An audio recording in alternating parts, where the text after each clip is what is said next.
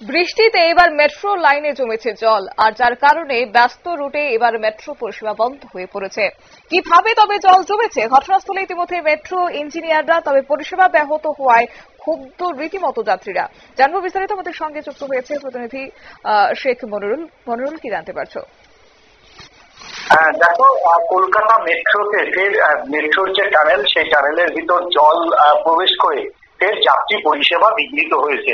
আজ সকালের পর থেকেই টানা বৃষ্টি কলকাতাতে, সেই বৃষ্টিতে জল প্রবেশ করেছে যতীন দাস পার্ক এবং নেতাজি ভবন মেট্রো স্টেশনের মাঝে জল ঢুকেছে। এবং জল ঢুকলে লাইনের মধ্যে যদি জল ঢোকে তাহলে সবসময় মেট্রো রেলওয়ে কর্তৃপক্ষ সেইখানে ট্রেন পরিষেবা বন্ধ করে দেয়। কারণ যে ট্রাকটি, সেই ট্রাকের পাশেই কিন্তু তোমার থাকে হচ্ছে বিদ্যুৎ সংযোগ, এবং বিদ্যুৎ সংযোগ থাকার জন্যই কিন্তু এইটা বন্ধ করে। তবে মেট্রো টানেলের ভিতরে কিভাবে তোমার হচ্ছে জল ঢুকলো তা নিয়ে কিন্তু ইতিমধ্যেই তদন্ত শুরু করেছে মেট্রো রেলের কর্তৃপক্ষ। মেট্রো রেলের কর্তৃপক্ষ যেটা জানাচ্ছে যে সাধারণত এই তোমার হচ্ছে যতীন দাস পার্ক বা নেতাজি ভবন এরিয়াতে কখনোই কিন্তু কোনোদিনও জল প্রবেশ করেনি। জল প্রবেশ করার অনেক বেশি চান্স থাকে শ্যামবাজার থেকে এইসব এলাকাগুলিতে, যেখানে গঙ্গা খুব পাশাপাশি। কিন্তু যতীন দাস পার্ক থেকে নেতাজি ভবন এই জায়গা থেকে কিন্তু গঙ্গা অনেকটাই কিন্তু দূর।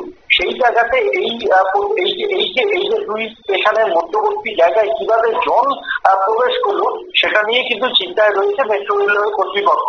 যেটা প্রাথমিকভাবে ইঞ্জিনিয়াররা মনে করছেন যে টানা বৃষ্টিতে কলকাতাতে রয়েছে, টানা কলকাতার বৃষ্টি এবং কলকাতার বৃষ্টির ফলে সেইভাবে মাটিতে জল যে টানার ক্ষমতা সেটা কমে গেছে, এবং চারিদিকে বৃষ্টি হওয়াতে এমনি জলের ফ্লোটা বেশি থাকার জন্যই হয়তো কোনো মুহূর্তে জলটা স্টপ করেছে। কিন্তু সেখানেও তোমার হচ্ছে শতাব্দী, তোমার মেট্রো রেলের যে সুড়ঙ্গটা থাকে, সেই সুড়ঙ্গে কিন্তু ভারী ঢালাই থাকে এবং একটা কিন্তু ধাতুর আস্তরণ থাকে, যাতে কোনো রকম ল্যান্ডস্লাইডিং বা ভূমিকম্পে সরাসরি যদি ধস, খুব ছোটখাটো ধস যাতে কোনো প্রভাব ফেলতে না পারে। তাহলে সেইখান থেকে জলটা কিভাবে চলে আসলো তা নিয়েই কিন্তু পরীক্ষা নিরীক্ষা করা শুরু করেছে ইঞ্জিনিয়াররা।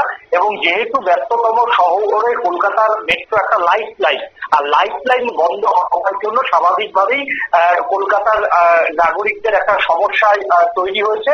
তবে ধীরে ধীরে দুপুরের পর মেট্রো পরিষেবা স্বাভাবিক হবে বলে জানিয়েছে মেট্রো রেলের কর্তৃপক্ষ ইঞ্জিনিয়াররা। ধন্যবাদ।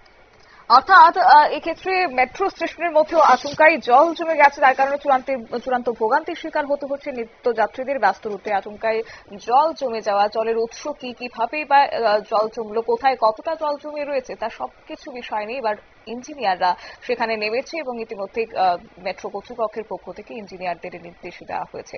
নিয়ে নিচ্ছি ছোট্ট একটি বিজ্ঞাপন বিরতির, সঙ্গে থাকুন।